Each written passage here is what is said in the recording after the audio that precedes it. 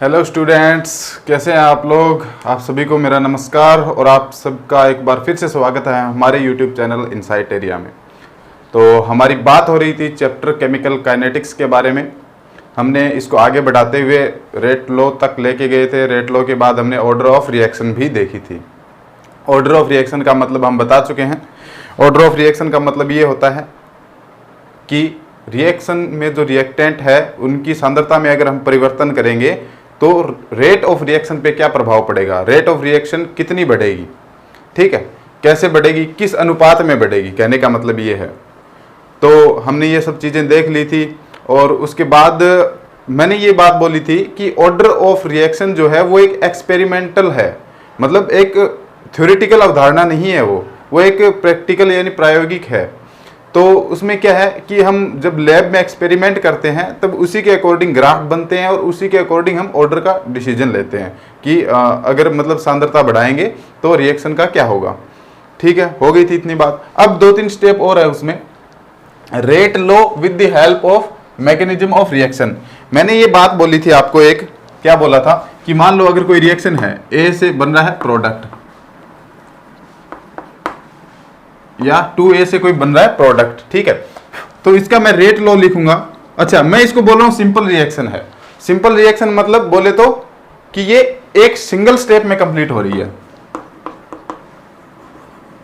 ठीक है, single step में। तो इसका रेट लॉ क्या होगा। अगर मान लो कोई रिएक्शन है मल्टीपल स्टेप वाली है, A2 + B, A2B बन रहा है, ठीक है, मल्टीपल स्टेप मान A2 से B से पहले मान लो AB बना होगा, ऐसा मान सकते हैं।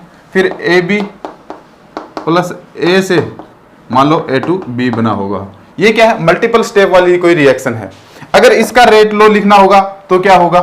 और मैंने एक चीज बोली थी कि रेट लॉ लिखते टाइम अगर कोई सिंपल रिएक्शन है, अच्छा चलो इनको क्लासिफाइड करते हैं। कोई सिंपल रिएक्शन है तो उसका स्टोइकियोमेट्रिक रेशियो ही, उसका स्टोइकियोमेट्रिक गुणांक ही उसका क्या बन जाएगा, ऑर्डर ऑफ रिएक्शन बन जाएगी। ठीक है, दो चीजों में इसको डिवाइड कर लेते हैं हम। देखो क्या, इसमें हेडिंग लगा देना, ये हेडिंग लगा के लिख देना मैकेनिज्म ऑफ रिएक्शन। पहला है एलिमेंट्री या सिंपल रिएक्शन। क्या होगा, complete in single step, complete in single step, एक स्टेप में, कोई इंटरमीडिएट नहीं, मतलब बीच वाली कोई भी स्टेप नहीं बनेगी, सीधा रिएक्टेंट से प्रोडक्ट, कोई मतलब नहीं बीच वाली स्टेप से। देखो जैसे एग्जांपल 2A + B क्या बना, A2B, ये क्या है, सिंगल स्टेप में हो गई कंप्लीट, बस बाय रेट लॉ।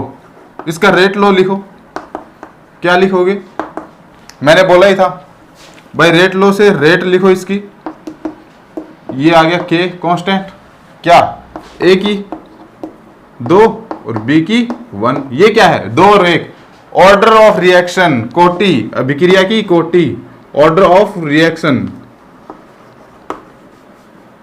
अगर ये सिंपल रिएक्शन है तो अभिक्रिया की कोटि x + y होती है, 2 + 1 = 3 हो रही है।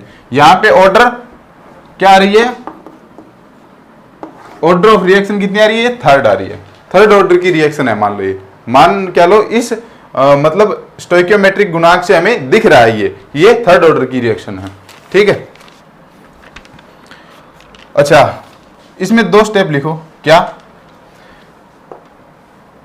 0 ऑर्डर वाली जो रिएक्शन होंगी वो कभी भी एलिमेंट्री या सिंपल रिएक्शन नहीं हो सकती।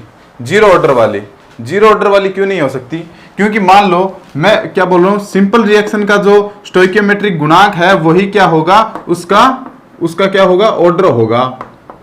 तो मान लो अब ये है A, एक का एक मॉलिक्यूल तो होगा ना, एक स्टोइकियोमेट्रिक कोफिशिएंट तो होगा, तो क्या लिखोगे, A की पावर 1, तो ऑर्डर क्या होगी, फर्स्ट। ये अगर 0 ले लूंगा मैं, अगर मान लो हमें ऑर्डर में क्या लेना होता है, स्टोइकियोमेट्रिक कोफिशिएंट ही लेना होता है, अगर इसको मैं 0 ले लेता हूं, 0 वाली कोई होती है क्या रिएक्शन, नहीं। ऐसा होता है क्या कि ये मैं जीरो मॉलिक्यूल ले लूं और प्रोडक्ट बन जाए? नहीं होगा। तो जीरो ऑर्डर नहीं हो सकता। और एक चीज और, क्या? Zero order reaction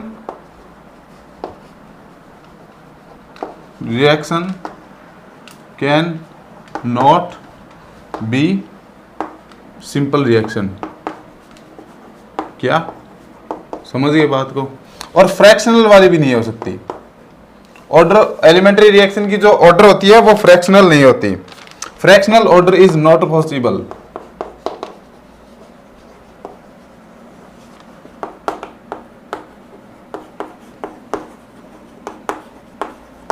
fractional order is not possible. ये पॉइंट नोट करो। फ्रैक्शनल ऑर्डर नॉट पॉसिबल है। क्यों?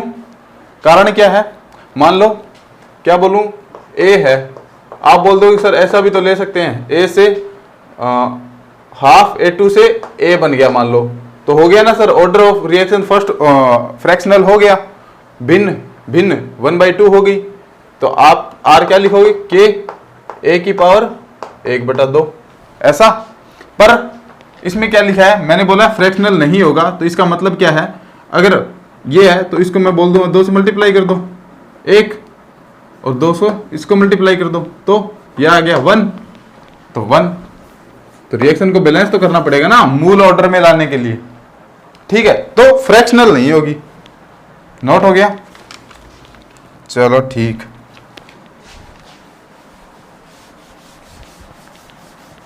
अब है मल्टी स्टेप वाली रिएक्शन। मान लो मल्टी स्टेप मतलब क्या? देखो, हम अब तक जो रेट लो लिखते हैं वो किसको देख के लिख रहे हैं? हम लिख रहे हैं रिएक्शन को देख के, रिएक्शन को, ठीक है? कि ये लो, ये रिएक्शन है, इसको देख के हम लिख रहे हैं रेट लो। अब यही रिएक्शन 3 स्टेप में हो जाए तो रेट लो तो एक ही लिखना है, रेट लो तो एक ही होगा, मतलब रेट ऑफ रिएक्शन तो एक ही होगी ना, कि वो कितनी स्पीड से चल रही है। तो हमें कौन सा स्टेप बताएगा कि वो जो रिएक्शन है उसकी स्पीड ये है? कौन सा स्टेप बताएगा? वो हम यहां डिस्कस करेंगे मल्टी स्टेप वाली रिएक्शन में, ठीक है? चलो,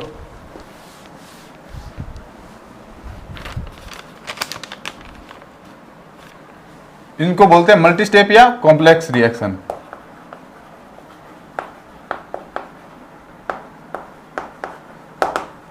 कॉम्प्लेक्स रिएक्शन, ठीक है? कंप्लीट इन लिखो, कंप्लीट इन टू और more than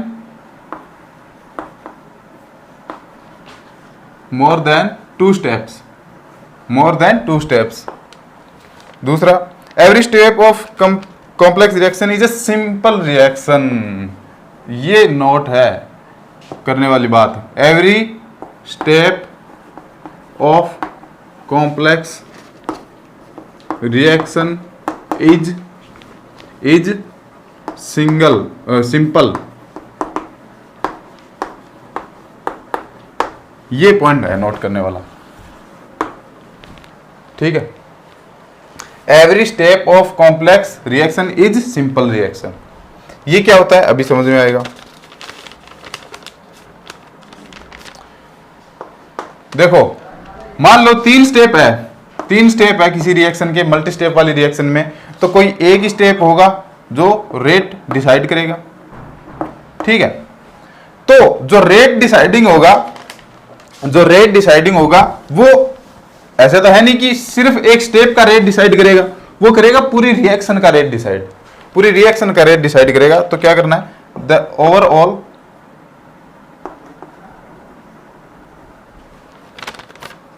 rate of reaction, मैं सिंपल में लिख रहा हूं ROR, the overall rate of reaction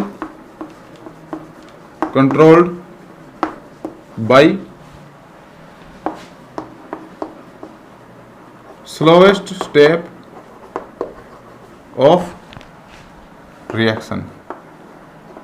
जो सबसे स्लोएस्ट होगा ना, जो सबसे स्लोएस्ट का मतलब स्पीड में जो सबसे स्लोएस्ट होगा वही इसका rate deciding RDS, rate deciding step होगा। RDS बोलते हैं इसको, ऑर्गेनिक में बहुत काम आता है ये, रेट डिटरमाइनिंग स्टेप।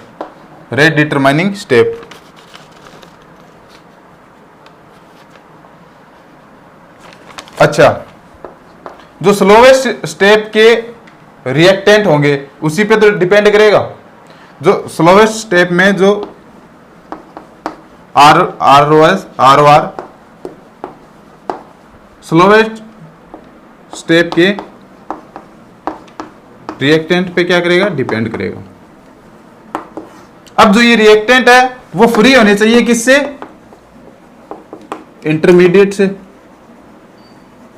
अरे भाई एक बात बताओ, अभी मैंने बोला मल्टी स्टेप रिएक्शन है, मल्टी स्टेप रिएक्शन है मतलब मल्टीपल स्टेप में हो रही है, तो इसका मतलब ये हुआ कि इसमें क्या होंगे, इंटरमीडिएट भी होंगे। तो जो हम रेट लिख रहे हैं वो मेन रिएक्शन वाली रेट होगी, उसमें इंटरमीडिएट नहीं होना चाहिए। ठीक है, मेरे कहने का मतलब क्या है वो अभी समझ में आएगा। इसको नोट करो जल्दी से, इसको जल्दी से नोट करो फटाफट से।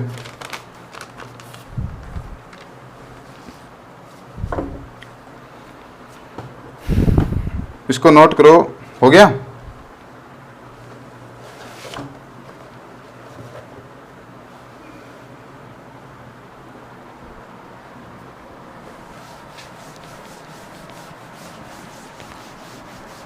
इसके आगे नीचे लिखते जाना, बहुत अच्छा कॉन्सेप्ट है ये।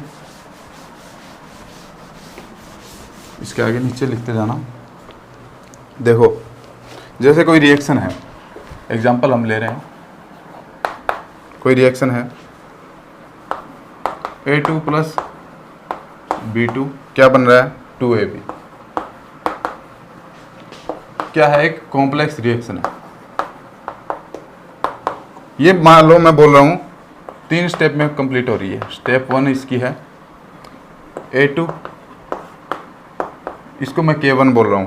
ये क्या है, आगे वाली अभिक्रिया का दर नियतांक। ये मैं बोल रहा हूं स्लो स्टेप है। ठीक है, स्टेप 2 क्या है, A प्लस B2, और ये कोई K2 है, AB प्लस B बन रहा है, और ये मैं बोल रहा हूं फास्ट स्टेप है। स्टेप 3 A प्लस B, ये कोई K3 है, AB बन रहा है, वेरी फास्ट। ठीक है, रेट डिटरमाइनिंग दर नियम से मैंने बोला था स्लोएस्ट स्टेप जो होगा वो क्या करेगा, रेट डिसाइड करेगा। क्या होगा, रेट बाई रेट लो, बाई रेट लो, ये होगी रेट क्या,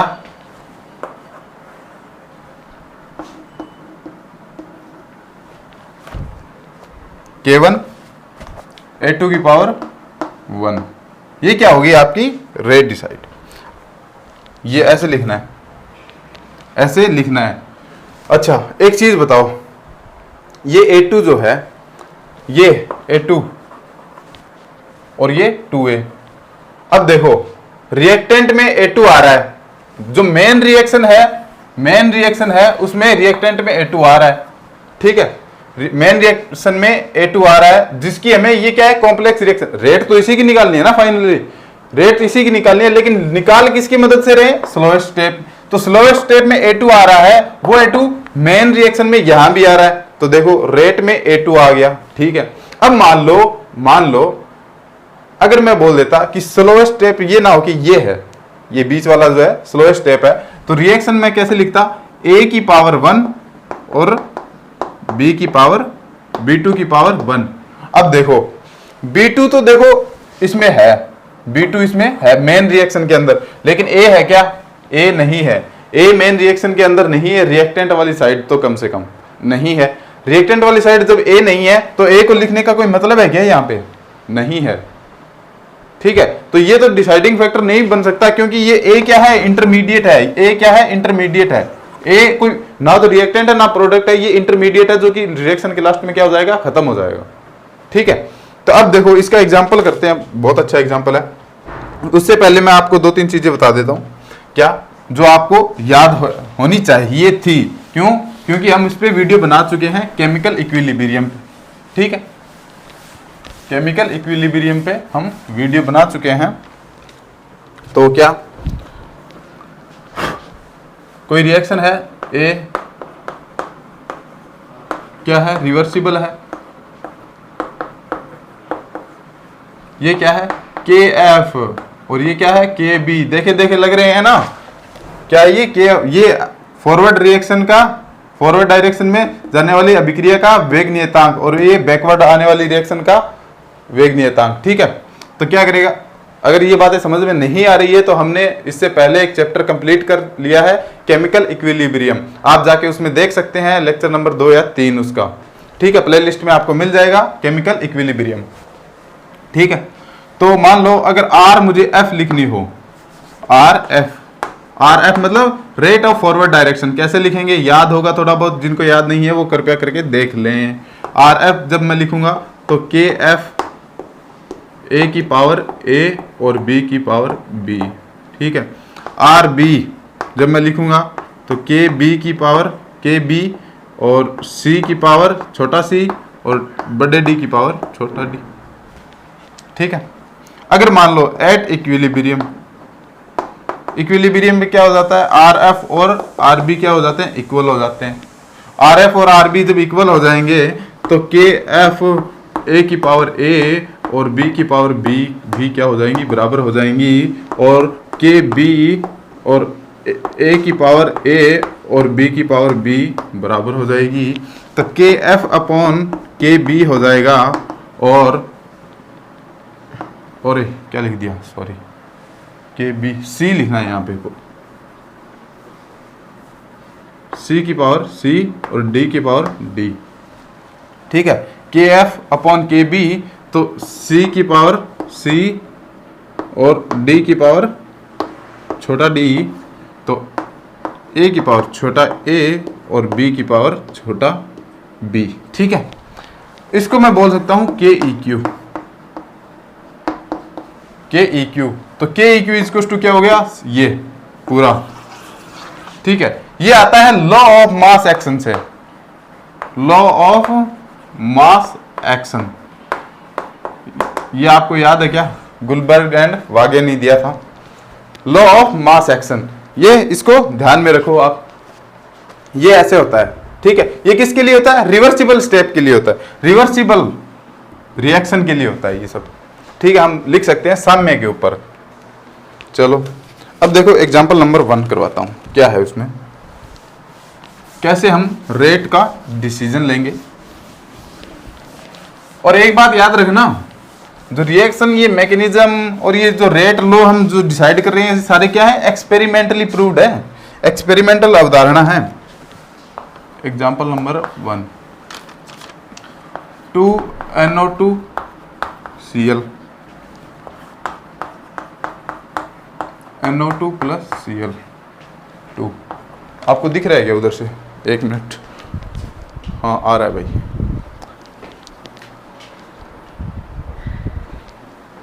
ठीक है,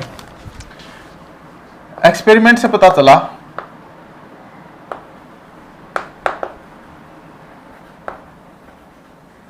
एक्सपेरिमेंटली क्या पता चला,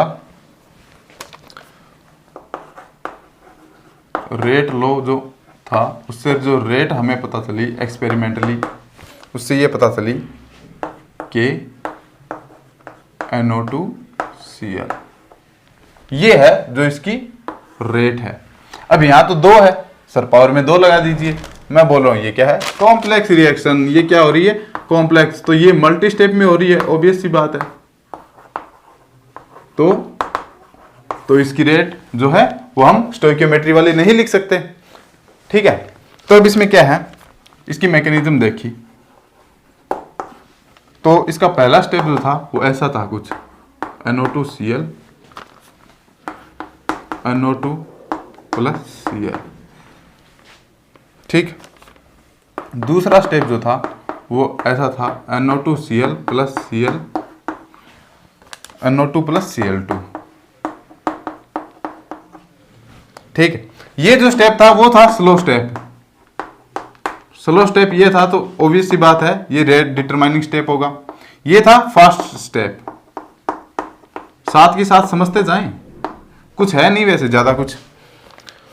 तो मान लो हमें क्या लिखनी है, रेट, और रेट का मैं बता चुका हूं हम किससे लिखेंगे, स्लो वाले स्टेप से। तो रेट जो है बाई स्लो स्टेप क्या हो जाएगी, आर या रेट स्लो स्टेप क्या है देख लो, के NO2Cl की पावर 1 और इसकी भी पावर 1। जो एक्सपेरिमेंट से आ रही है, और जो हम थ्योरेटिकली स्टेप वाइज डिसाइड कर रहे हैं वो क्या है, मैच हो गई। यही हमारा काम था, इसको मैच ही करवाना था स्लो स्टेप से। अच्छा सुनो, ये जो मैकेनिज्म है ना, अगर क्वेश्चन आया तो ये मैकेनिज्म तुम्हें देगा, घबराने की जरूरत नहीं है कि ये मैकेनिज्म कैसे लिख लिया, हमें तो पता ही नहीं है, ठीक है। तो वो सवाल में मेंशन करेगा कि इसकी मैकेनिज्म ये है, और ये लिख के देगा कि स्लो कौन सा है और फास्ट कौन सा है, और आपको बस इतना सा ध्यान रखना है कि हम स्लो स्टेप को इंक्लूड करते हैं। अब देखो NO2Cl इसमें आ रहा था, NO2Cl इसमें भी आ रहा है, तो हमारा मैच हो गया। क्या कि जो रेट ऑफ रिएक्शन जो एक्सपेरिमेंटली आ रही थी, रेट ऑफ रिएक्शन थ्योरेटिकली भी वही आ रही है, मतलब हमारी जो स्टेप बोर्ड पे लिखी गई है उनसे भी वो आ रही है। दूसरा example,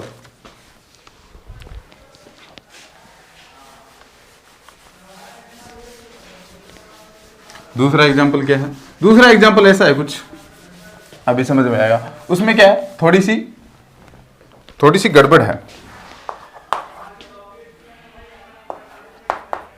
2NO gas plus 2H2 gas equals to N2 plus 2H2O, N2 gas plus 2H2O gas. H2 भी क्या है, गैसियस प्रोडक्ट। ये क्या है, कोई कॉम्प्लेक्स रिएक्शन है। एक्सपेरिमेंट से क्या आ रहा है, रेट जो है इसकी आ रही है, रेट जो है वो आ रही है K NO की पावर 2 यानी, और H2 की पावर 1, 2 और 1 3, थर्ड ऑर्डर की रिएक्शन है ये, ठीक है। थर्ड ऑर्डर की रिएक्शन, ऑर्डर ऑफ रिएक्शन तो पता चल गया ना, ये क्या है, 2 order of reaction with respect NO, एक है यहां पे, है ना, order of reaction with respect of H2, ठीक है। तो टोटल कितनी होगी, 2 + 1 3, थर्ड ऑर्डर की रिएक्शन है। तो इसमें स्टेप दिया गया है आपको, स्टेप मैकेनिज्म की जो स्टेप है पहली वो नोट करो, 2NO प्लस N2O2, ये क्या है, फास्ट स्टेप। और ये क्या है, साथ में हमें दिख रही है रिवर्सिबल भी है। दूसरा N2O2 plus H2, N2O plus H2O, ये क्या है, स्लो स्टेप। थर्ड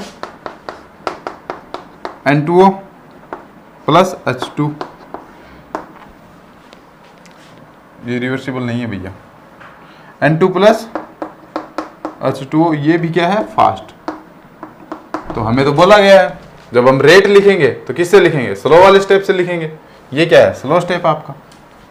तो रेट जो है, रेट एक्सपेरिमेंटली एक तो हमें पता चलेगी, लैब के अंदर प्रैक्टिकल हमने कर ही लिया, उससे हमें रेट पता चलेगी, लेकिन हमें रेट एक लिखनी है उसके अपने हिसाब से। तो K N2O2 और H2, ये होनी चाहिए रेट। तो लेकिन उसको ध्यान से देखो, क्या ये रेट और ये रेट मैच कर रही है आपस में, नहीं कर रही। अब जब मैच नहीं कर रही है, इसका मतलब क्या है, मेन रिएक्शन के अंदर NO है, ये रहा NO, लेकिन हमारी जो रेट आ रही है उसमें N2O2 है, H2 तो है, H2 तो मैच कर रहा है, रिएक्टेंट में भी है, यहां भी है, यहां भी है। तो हमें क्या करना पड़ेगा, N2O2 को हटाना पड़ेगा, सीधी सी बात है भाई, N2O2 को हटाना पड़ेगा। ये क्या है, एक इंटरमीडिएट है। हटाएंगे कैसे, सर मिटा दो, नहीं ऐसे नहीं मिटाएंगे, उसको स्टेप से हटाएंगे। स्टेप कौन सी, रिवर्सिबल से, रिवर्सिबल स्टेप से हटाएंगे। वो क्या करेगी, देखो क्या करेगी,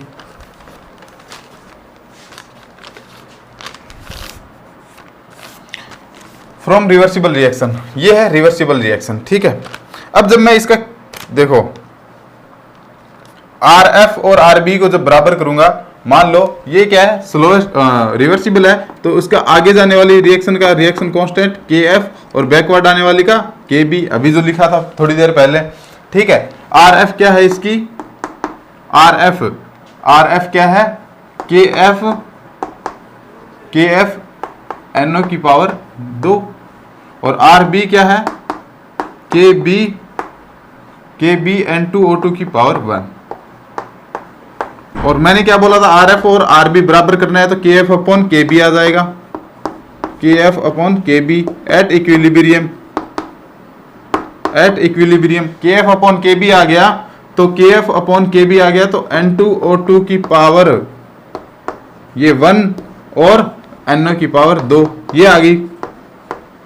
ठीक है, अब हमें क्या चाहिए, अच्छा इसको मैंने बोला था के एफ अपॉन के बी को बोला था के ई क्यू, थोड़ी देर पहले बोला था ना, याद है ना, बोला था। तो अब हमें क्या चाहिए, N2O2 हटाना है, N2O2 हटाना है, ये रहा N2O2, तो इसकी जगह जो स्टेप बचता है उसको लिख दो, तो N2O2 दिख रहा है क्या यहां तक, N2O2 मल्टीप्लाइड बाई ये, समझ में आ गया। इसकी जगह मैं लिख रहा हूं के ई क्यू, ठीक है, के ई क्यू लिखूंगा, तो इसकी जगह इसको मल्टीप्लाई कर दो, के ई क्यू इंटू एनओ की पावर 2। अब N2O2 की जगह इन रेट लो, अब इसमें रख दो, if put the value of N2O2, तो क्या हो जाएगी, रेट क्या हो जाएगी, के, ये तो है ही पहले से, N2O2 की जगह के ई क्यू एनओ की पावर 2 और H2, इसको मैं मान लेता हूं कोई नया रेट कांस्टेंट है, रेट कांस्टेंट मतलब के डैश मान लेता हूं। ठीक है, इन दोनों, ये दोनों क्या है, कांस्टेंट ही तो है। अब इन दोनों कांस्टेंटों को मिला के एक नया कांस्टेंट मान लिया के डैश। ठीक है, तो रेट क्या बन जाएगी आपकी, के डैश एनओ की पावर 2 और H2 की पावर 1, NO की पावर 2 और H2 की पावर 1। रेट डिसाइड हो गई किससे, सिंगल ये रिवर्सिबल स्टेप वाले से हटा के, किसको हटाया, इंटरमीडिएट को। दोनों रेट मैच हो गई, थ्योरेटिकली और प्रैक्टिकली भी। तो मल्टी स्टेप रिएक्शन को हमें ऐसे हैंडल करना है। ठीक है, जो कोई इंटरमीडिएट आए उसको हटा दो। कैसे हटाओगे, रिवर्सिबल स्टेप से। कैसे, के ई क्यू लिख लेंगे, उसके बाद हटा देंगे, सिंपल बात, समझ में आ गया। अब इससे रिलेटेड एक दो सवाल करते हैं, मैं आपको देता हूं, देखता हूं आप कर पाते हैं या नहीं, उसके बाद आपको पता चलेगा क्या है क्या नहीं। ठीक है, इतनी बात समझ में आ गई, नोट करो जल्दी, नोट करो इसको जल्दी। चलिए ठीक है,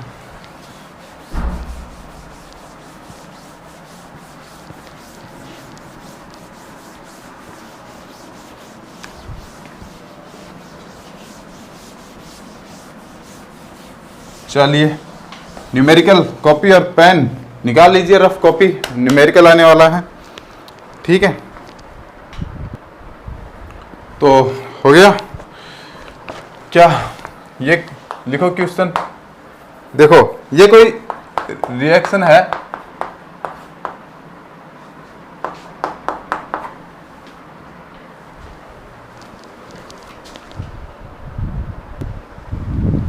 हाँ जी, मैंने डायरेक्ट लिख दिया क्वेश्चन, आ गया आपकी स्क्रीन पे।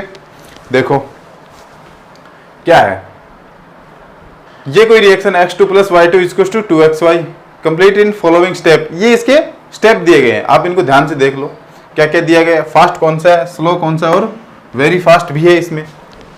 ठीक है, अब इसमें क्या हो रहा है, इसने बोला find out the rate, low and order of reaction of for complex reaction. Complex reaction ये है, ठीक है, मेन रिएक्शन अपनी ये है, हमें लिखना है रेट लो। रेट लो लिखो, रेट लो के लिए हमें तो आदत है भाई, किससे लिखेंगे, from slow step, from slowest क्या है, R इक्वल्स टू K1। ठीक है, क्या आएगी, X और Y2, ये आ गई हमारी रेट लो। क्या, रेट आ गई, किसकी, K1 X और Y2, लेकिन X तो है ही नहीं, मेन जो कॉम्प्लेक्स रिएक्शन है उसमें X तो कहीं है ही नहीं, X2 है, X नहीं है। तो क्या करें, हटाओ, X को हटाओ। कैसे हटाओगे, फ्रॉम रिवर्सिबल रिएक्शन। ये वाली स्टेप मैं उधर लिख रहा हूं, चलो यही लिख देता हूं, फ्रॉम रिवर्सिबल स्टेप। क्या, यहां से KEQ क्या लिखोगे, फ्रॉम रिवर्सिबल KEQ x की पावर 2 और x2 हमें क्या चाहिए, x हटाना है तो x की जगह कुछ और रख दो, x की जगह कुछ और रखोगे तो देखो क्या बनेगा, x की पावर 2 और KEQ इंटू x2, ये बनेगा। अब हमें क्या चाहिए, x हमारे पास है, x की पावर 2, x स्क्वायर हटा दो, स्क्वायर हटाओगे तो इधर हटाओगे तो KEQ उसकी पावर 1 थी, उसकी पावर हाफ हो जाएगी, x2 की पावर 1 थी, क्या हो जाएगी, हाफ हो जाएगी। समझ रहे हैं मेरी बात, आ गया समझ में। अब x की वैल्यू यहां पुट कर दो, इसमें फ्रॉम स्लोएस्ट स्टेप में, इसमें कैसे करोगे, R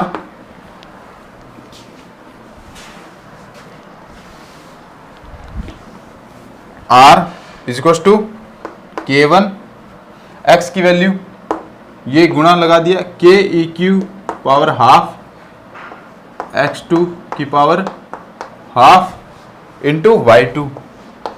अरे भाई समझ में आया, समझ में आ रहा है ना।